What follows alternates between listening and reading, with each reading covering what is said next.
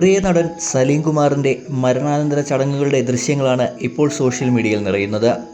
അദ്ദേഹത്തിൻ്റെ ആഗ്രഹം പോലെ തന്നെ പറവൂരിലെ വീട്ടുവളപ്പിലായിരുന്നു സംസ്കാരം നടത്തിയിരുന്നത്.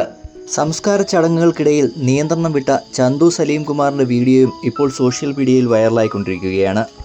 അന്ത്യകർമ്മങ്ങൾക്കിടെ രോക്ഷാകുലനായ ചന്തു നിങ്ങൾക്കൊക്കെ എന്താണ് വേണ്ടതെന്നും അങ്ങോട്ട് മാറി നിൽക്കുവാനും ആവശ്യപ്പെടുന്നു.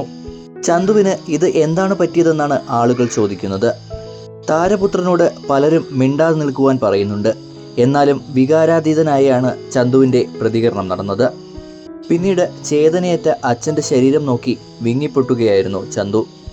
ഇവനിത്ര അഹങ്കാരമോ എന്ന് ചോദിച്ച് പലരും കമൻറ്റുകളായി വരുമ്പോഴും ഒരു മകൻ്റെ വേദനയാണ് ചന്തു അവിടെ പ്രകടിപ്പിച്ചതെന്ന് നമുക്ക് മനസ്സിലാക്കുവാനും കഴിയും.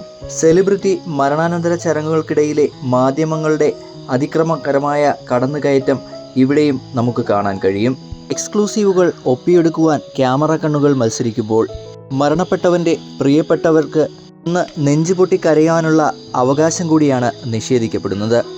ചിട്ടയോടെ ചെയ്യപ്പെടേണ്ട മരണാനന്തര ചടങ്ങുകൾക്കെല്ലാം തടസ്സം നേടുകയാണ് ചെയ്യുന്നത്.